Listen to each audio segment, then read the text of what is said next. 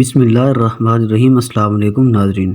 آدھی رات کا وقت تھا۔ سلطان حسب معمول شہر کے گشت پر تھے۔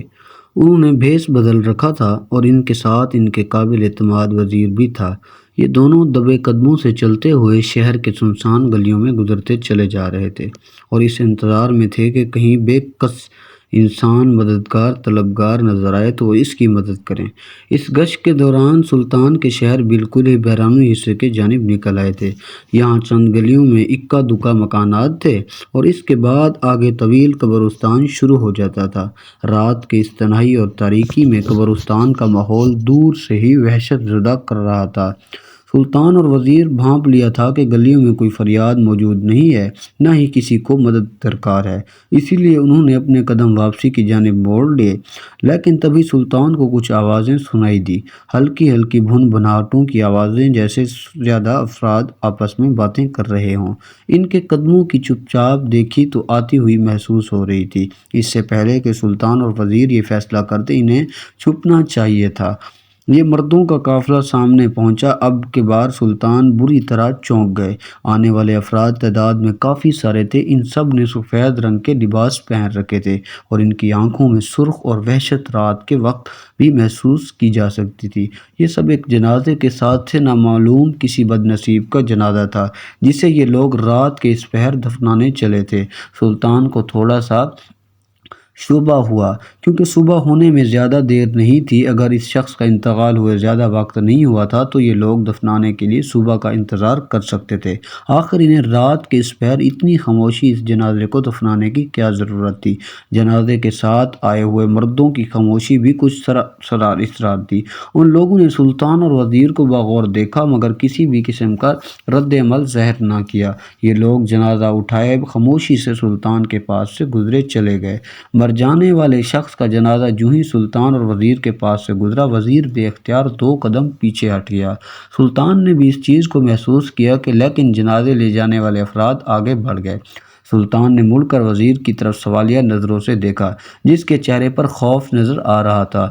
سلطان نے اس سے پوچھا، اے وزیر، آخر تمہیں کیا ہوا ہے؟ رات کے وقت جنازہ اگرچہ کوئی اتنی عام بات نہیں لیکن غیر معمولی بھی نہیں۔ اکثر لوگ رات کے وقت بھی جنازوں کو دفنا دیا کرتے ہیں۔ تمہیں کسی چیز کی پریشان کیا ہے؟ وزیر لپک کر آگے آیا اور سلطان سے کہنے لگا، سلطان، مجھے رات کے وقت ان لوگوں کو دیکھ کر خوف محسوس نہیں ہوا بلکہ میں نے ایک عجیب چیز محسوس کی ہے۔ جو ہی جنازہ میرے سامنے سے گزرا مجھے محسوس ہوا یہ شخص مردہ نہیں بلکہ زندہ ہے۔ مجھے اس کے گلے سے گھٹی گھٹی سی آواز آتی ہوئی محسوس ہوئی اور معمولی سی حرکت بھی نہیں۔ میں نہیں جانتا یہ میرا وہم ہے کیا، لیکن جنازہ لے جانے والے افراد بھی مشکوک ہی محسوس ہوتے ہیں۔ سلطان کے ماتھے پر پریشانی سے بل پڑ گئے۔ ان کا وزیر بلا وجہ کوئی بات نہیں کہتا تھا۔ سلطان جانتے تھے کہ وہ عقل مند تھا، اسی لیے انہوں نے فیصلہ کیا وزیر کی تسلی کروا دینی چاہیے۔ یہ دونوں تیز تیز قدموں سے جنازے کے پیچھے چل دیے۔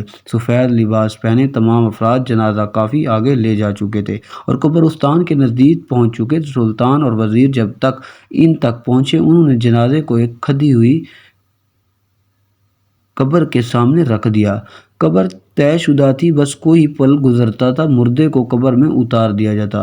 سلطان نے بغور چارپائی پر پڑے ہوئے مردے کو دیکھا۔ اچانک سے انہیں معمولی سی حرکت نظر آئی۔ اب کی بار سلطان چونک گئے۔ ایک مردہ آخر کیسے حرکت کر سکتا تھا؟ کیا وزیر کی بات سچی تھی؟ اگر یہ شخص زندہ تھا تو یہ تمام افراد اسے دفن کرنے کے لیے کیوں آئے تھے؟ سلطان اور وزیر کو اپنے بیچ میں دیکھ کر ان لوگوں کے ماتھے پر بل پڑ گئے۔ ان میں سے ایک شخص جو ان کے سربراہ معلوم ہوتا تھا آگے آیا اور سلطان سے کہنے لگا، حضرات، آپ ہمارے کام میں مخل مت ہوں، جائیے اور اپنا کام کیجیے، ہمیں جنازے کو دفنا کر جلد گھر جانا ہے۔ سلطان نے اس کی بات سنی اور ان کی سنی کر دی اور آگے بڑھ کر جنازے کے چہرے سے چادر ہٹا دی۔ ایک خوفناک منظر سلطان کے سامنے تھا۔ وہ شخص جسے یہ لوگ مردہ قرار دے کر دفنانے لائے تھے، اس کی آنکھیں پوری کھلی تھی۔ اس کے منہ میں ایک بڑا سا رومال ٹھونس کر اس کا منہ بند کر دیا گیا تھا۔ صاف ظاہر تھا کہ وہ زندہ ہے، جسے زندہ ہی دفن کرنے کی کوشش کی جا رہی تھی، اور ان کے ہاتھوں اور پیروں کو باندھا گیا تھا تاکہ وہ حرکت نہ کر سکتے۔ اس طرح روح فرسا منظر دیکھ کر ایک لمحے کے لیے تو سلطان ساکت رہ گئے، لیکن حیران کن بات یہ تھی کہ جنازے کے ساتھ آنے والے افراد میں کسی قسم کی کوئی گھبراہٹ نہ نظر آئی، بلکہ وہ ڈٹھائی سے ایسے کھڑے تھے کہ گویا جانتے تھے کہ اس شخص کو زندہ ہی دفن کرنے والے تھے۔ سلطان نے پلٹ کر سربراہ سے پوچھا، کون ہو تم لوگ اور اکیلا زندہ شخص کو قبر میں دفن کرنے کے لیے کیوں لے کر آئے ہو؟ آخر تم لوگ ہوش میں تو ہو؟ ایک زندہ انسان کو جنازہ بنا کر قبرستان لے آئے اور اب اسے دفنانے جا رہے ہو، اس کی سزا جانتے ہو کیا ہے؟ سربراہ نے یوں ہاتھ جلا گیا اور سرگوشی میں مکھی اڑائی اور سلطان سے کہنے لگا، آپ اپنا کام کیجیے، ہمیں گناہ ثواب کے واقعات نہ گنوائیے۔ یہ شخص اسی لائق ہے، جو کچھ ہم اس کے ساتھ کرنے جا رہے ہیں یہ وہی بہترین ہے۔ بات بگڑ چکی تھی۔ سلطان نے بہتر یہی سمجھا کہ اپنا اصل روپ ظاہر کر دیا جائے۔ کیونکہ سلطان نے عمامے سے کیا ہوا نقاب اتارا، سربراہ کے چہرے پر ایک گھبراہٹ نمودار ہو گئی۔ وہ پہچان گیا کہ اس کے سامنے سلطنت کا سلطان کھڑا ہے۔ وزیر نے آگے بڑھ کر ان لوگوں کو مخاطب کیا اور کہنے لگا، تم لوگ اس بدقسمتی شخص کے ساتھ جو کچھ کرنے جا رہے تھے، اب اس کے عین گواہ سلطان سلطنت کے خود ہیں۔ اب تم لوگوں کے ساتھ خدا جانے کیا ہوگا، کیا گناہ کے سزا بھگتنے کے لیے تیار ہو؟ یہ بھی بتاؤ کہ آخر اس شخص نے کیا کیا جو تم لوگ اسے زندہ دفن کرنے کے لیے لائے ہو؟ وزیر کی بات سننے کی دیر تھی کہ سربراہ نے آنکھوں میں آنکھیں ڈال کر اپنے ساتھ آئے ہوئے افراد کو اشارہ کیا اور ایک ہی لمحہ لگا تھا کہ یہ تمام سرپٹ دوڑنے لگ گئے۔ سلطان اور وزیر جب تک معاملے کو سمجھتے، چار پر بندھے ہوئے شخص جسے یہ لوگ مردہ بنا کر لائے تھے اسے وہیں چھوڑا۔ یہ تمام افراد قبرستان کی دوسری جانب فرار ہو گئے۔ سلطان اور وزیر تعداد میں صرف دو تھے اور ان کے سامنے ایک بے بس شخص بھی تھا۔ سلطان نے انہیں پکڑنے کی کوشش نہ کی، جانتے تھے یہ بے سود ہیں۔ انہوں نے آگے بڑھ کر اس چارپائی پر بندھے ہوئے شخص کے منہ سے رومال نکالا اور اس کے ہاتھوں اور پیروں کو آزاد کیا۔ اسے مکمل کفن پہنایا گیا تھا، یوں لگتا تھا کہ اسے دفنانے کی ساری تیاری مکمل کی گئی ہے۔ سلطان نے اس سے پوچھا، اے بد نصیب شخص، تمہارے ساتھ یہ سلوک کیوں کیا گیا ہے؟ یہ لوگ تمہیں زندہ کیوں دفن کرنے کے لیے لائے ہیں؟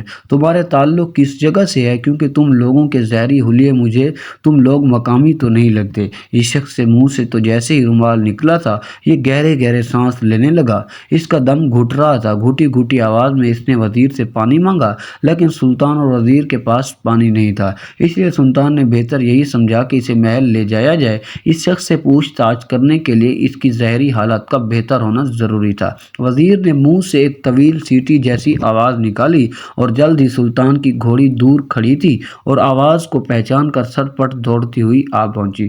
سلطان نے پیار سے اس کی پشت پر ہاتھ پھیرا، یہی تو اس کی خوبی تھی۔ اس شخص کو وزیر کی مدد سے گھوڑی پر سوار کروا کر سلطان اور وزیر واپس محل کی جانب روانہ ہو گئے۔ ذرا ہی دیر بعد گھوڑی سرپٹ دوڑتی ہوئی سلطان کے محل کی جانب رواں تھی۔ آدھی رات کے وقت قبرستان میں پیش آنے والے واقعے کا نہ جانے اب کون سا پہلو سامنے آنا تھا۔ سلطان کے ذہن میں ایک کے بعد ایک سوال نمودار ہو رہا تھا۔ جلد ہی سلطان اور وزیر اس بدحال شخص کو لے کر محل پہنچ گئے۔ چونکہ رات کا وقت تھا تو محل میں تمام افراد محو خواب تھے، کسی کو بھی علم نہ ہوا کہ سلطان اپنے ساتھ کیا لے کر آئے ہیں۔ سلطان نے اس شخص کو آرام گاہ میں منتقل کیا اور ایک مصائب خاص سے پانی لانے کے لیے کہا۔ وہ شخص بڑی خوفزدہ نظروں سے سلطان اور وزیر کی جانب دیکھ رہا تھا۔ سلطان نے بھی بڑی غور سے اس کا جائزہ لے رہے تھے اور سوچ رہے تھے کہ نہ جانے ابھی یہ کہانی کیا سنانے والا ہے۔ یہ درمیانی سی عمر کا شخص تھا جس کے چہرے پر پختہ پن چھلک رہا تھا۔ سلطان نے پانی سے اس سے پیش کیا، اس نے ایک ہی گھونٹ میں ختم کر دیا۔ سلطان دوبارہ سے پیالہ بھر کر اس کی جانب بڑھا اور اس شخص نے پیالے پکڑا اور گھونٹ کر پانی پینے لگا۔ اسی دوران یہ سوچتی ہوئی نظر سلطان کا وزیر کا جائزہ لے رہا تھا۔ اسے پتہ تو چل گیا کہ یہ سلطنت کے سلطان کے محل میں ہے اور جیسے ہی اس نے پانی کو ختم کیا تو سلطان اس سے سوال جواب کریں گے۔ سلطان انتظار کر رہے تھے جلد یہ شخص پانی ختم کرے اور اس کی حالت بہتر ہو تو وہ اس سے اصل ماجرا پوچھیں۔ لیکن اچانک ہی سارا پانسا پلٹ گیا۔ یہ شخص پانی پیتے یک لخت ایسا ہو گیا جیسے اسے کچھ ہوا ہی نہ ہو اور پانی کے گلے میں جا پھنسا ہو۔ اس شخص کے گلے سے عجیب عجیب آوازیں نکلنے لگی جیسے اس کو نرخرا دربا رہا ہو۔ اپنے گلے کو زور زور سے پکڑ کر یہ شخص زمین میں جا گرا اور سانس لینے کی پوری کوشش کر رہا تھا۔ اس کی آنکھیں باہر ابلی پڑی تھی۔ سلطان اور وزیر گھبرا گئے اور فوراً ہی شاہی حکیم کو طلب کر لیا گیا، لیکن اس سے پہلے ہی کہ شاہی حکیم اس آرام گاہ تک پہنچتے سلطان کی آنکھوں کے سامنے اس شخص کا دم نکل گیا۔ یکدم اس کے ہاتھ پیر پیر ڈھیلے پڑ گئے اور آنکھیں بند ہو گئی۔ وزیر نے یہ دیکھا تو گھبرا گئے اور سلطان سے کہنے لگے، اے سلطان، اچانک سے اسے کیا ہو گیا ہے؟ اس نے تو سادہ پانی پیا ہے، اس پانی کے پیتے اس کو موت نے کیوں گھیرا؟ سلطان آگے بڑھ کر پانی کا پیالہ کا جائزہ لیا اور سونگا، اس میں زہر کوئی آمیزش نہیں تھی، وہ سادہ پانی تھا۔ سلطان خود معاملے میں سمجھ نہیں آ رہی تھی۔ اسی دوران شاہی حکیم پہنچا۔ سلطان نے اسے حکم دیا کہ اس شخص کا جائزہ لیا جائے۔ حکیم نے آگے بڑھ کر اس کا جسم ٹٹولا۔ اس سے پہلے کہ حکیم سلطان کو کچھ بتاتا، سلطان کے معاملے تہہ تک جا پہنچے۔ انہوں نے بھانپ لیا کہ یہ بات کچھ گڑبڑ ہے۔ انہوں نے حکیم کو اشارہ کیا کہ وہ خاموشی سے پیچھے ہٹ جائے۔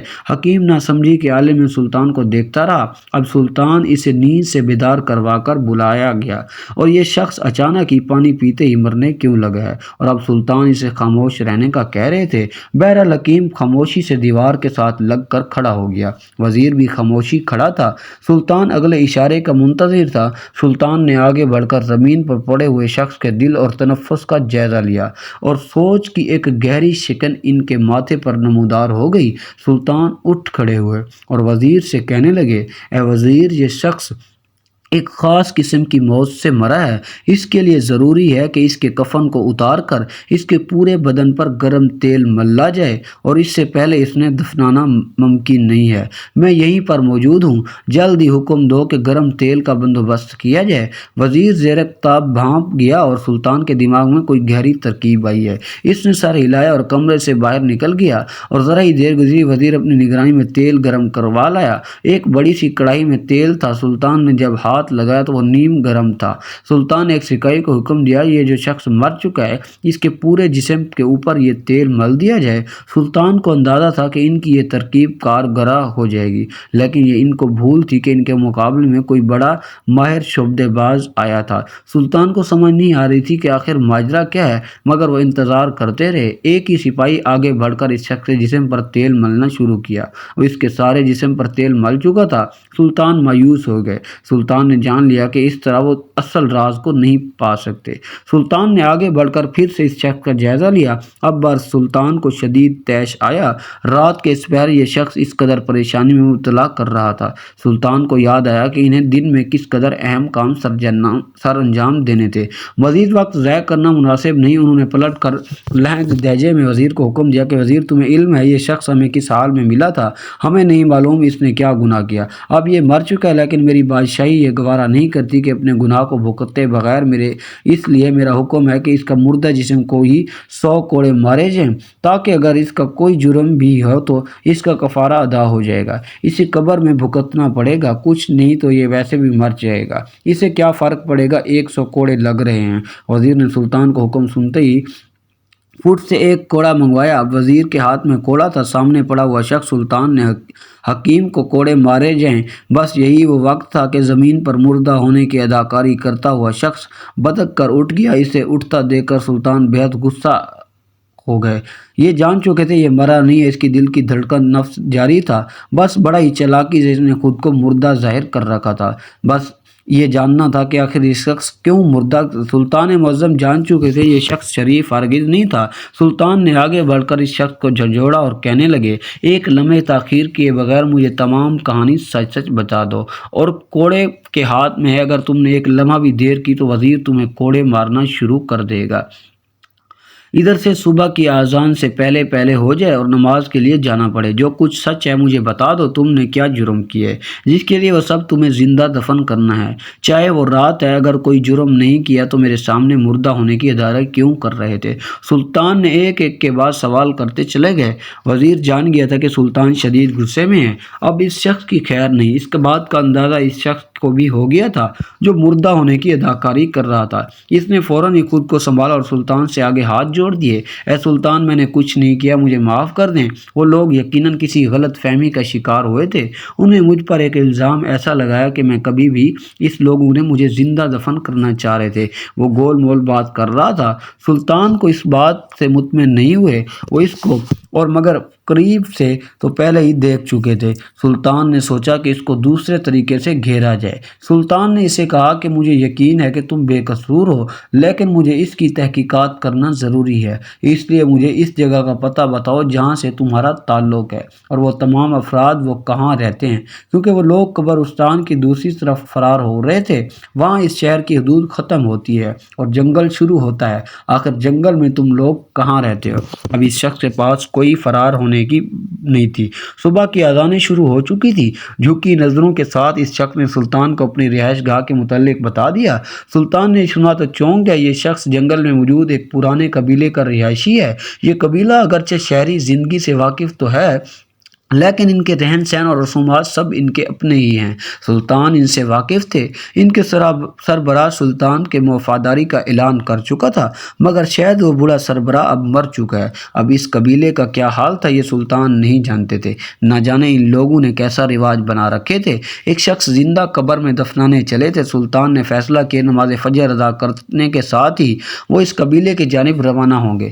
سلطان نے وزیر کو حکم دیا اس شخص پر کڑی نگرانی رکھی جائے۔ جس طرح وہ قریب دے کر موت کی اداکاری کر سکتا ہے، پھر بھی ہو سکتا ہے۔ سلطان نے اس شخص سے شک کی بو آ رہی تھی۔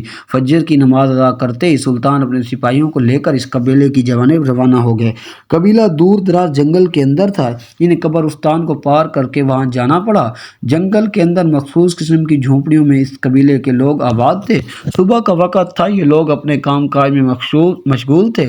انہوں نے جب سلطان کو اپنے سپاہیوں کے ساتھ گھوڑوں پر سوار ہوتے دیکھا تو یہ سب مجمع ہونے لگ گئے۔ جلد ہی ان کو سربراہ بھی اطلاع دے دی کہ سلطان معظم تشریف لائے ہیں۔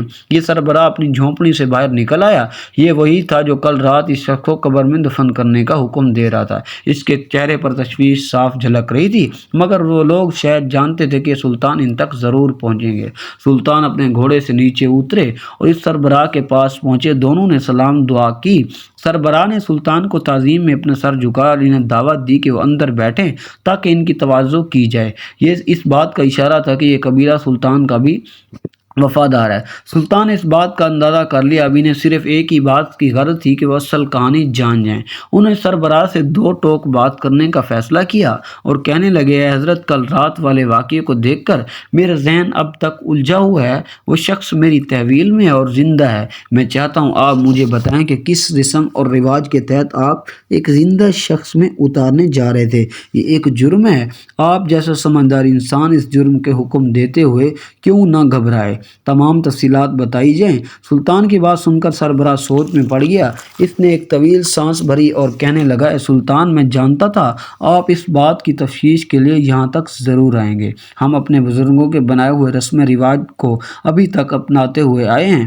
ہمارے اصول ہے کہ اگر کوئی مرد کسی کم عمر لڑکی کے ساتھ زبردستی زنا کرنے کی کوشش کرے تو ہم اسے اسی طرح زندہ دفن کر دیتے ہیں تاکہ وہ اس گھٹن کو محسوس کرے جس کا شکار وہ اس لڑکی کو کرنے جا رہا تھا۔ ہم اس رسم کو بڑا ہی مقدر مانتے ہیں۔ جس شخص کو آپ کل رات اپنے ساتھ لے کر گئے ہیں وہ ایسے ہی ایک فعل کا مجرم اور بدقسمتی سے وہ اپنی سزا پانے سے بچ گیا۔ کل رات اگر یہ مجھے خوف نہ ہوتا کہ میرا سر قلم کر دیں گے تو تمہیں کبھی اپنے آدمیوں کو لے کر وہاں سے فرار نہ ہوتا۔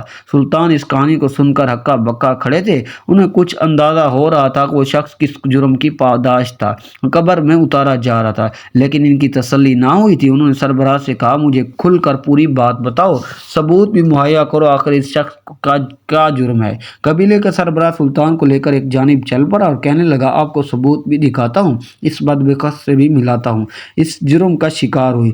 سلطان بےتاب تھے، جلد اصلیت کو جان لیں۔ بیچ راستوں میں گھومتا یا بڑی دیر بعد سلطان سپاہی اس قبیلے کے لوگوں کے ہمراہ ایک جھونپڑی کے سامنے پہنچے۔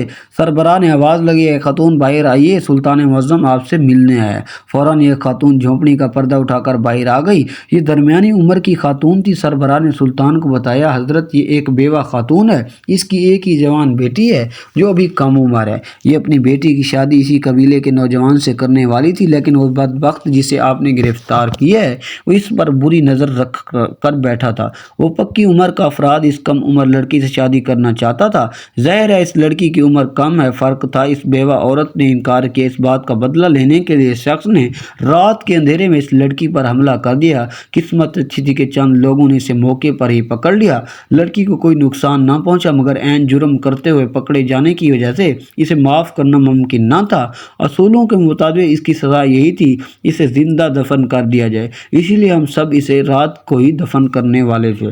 سلطان یہ بات مکمل کر چکا تھا، ساری کہانی کھل چکی تھی۔ سلطان اس شخص کا مکروہ فریب تو محل میں ہی دیکھ کر آئے تھے، اب انہیں یہ بھی پتہ چل گیا کہ اس نے جرم کیا تھا۔ انہیں بے حد طیش آ رہا تھا۔ انہوں نے بیوہ عورت سے اظہار ہمدردی کی اور مشورہ دیا کہ جلد اپنی بیٹی کی شادی کر دیں تاکہ وہ محفوظ ہو جائے۔ اب قصہ کھل چکا تھا۔ سلطان چاہتے جلد ہی محل جا کر اصل مجرم کو اس کے لیے سزا دیتے۔ انہوں نے سربراہ سے اجازت چاہی، لیکن جانے سے پہلے سلطان نے سربراہ کو تنبیہ کے وقت اصول اور رواج بدل جاتے ہیں، اگر قبیلے کے اندر کوئی جرم کرتا ہے تو اس کو سزا دینے کا حق ہے۔ سلطان سربراہ کو چاہیے کہ وہ مجرم کو گرفتار کر سلطان کے محل تک پہنچا دے تاکہ سلطان جائز طریقے سے تحقیقات کر کے صحیح غلط فیصلہ کر سکیں۔ اس طرح زندہ دفن کرنا دین اسلام کی روح سے بھی غلط ہے۔ سربراہ سمجھ گیا، اس نے معافی مانگی اور سلطان سپاہیوں کے ہمراہ واپس محل پہنچ چکے تھے اور کڑی نگرانی میں وہ مجرم سر جھکائے بیٹھا تھا، نئی ترکیب سوچ رہا تھا۔ سلطان نے وزیر کو کہا، اے وزیر، اس شخص کی سزا وہی ہے جو اسے رات میں دینا چاہتا تھا۔ 100 کوڑوں کا حکم میں نے رات دیا تھا، اب وقت آ گیا اور وہ حکم پورا کیا جائے۔ وہ شخص معافیاں مانگنے لگا، اس کے چہرے کا رنگ پھک گیا تھا، لیکن سلطان اس کے گناہوں جرم کی نوعیت جانتے تھے اور اسے معاف کرنے کا کوئی ارادہ نہیں رکھتے تھے۔ وزیر نے آگے بڑھ کر پوری قوت سے کوڑے برسانے شروع کیے۔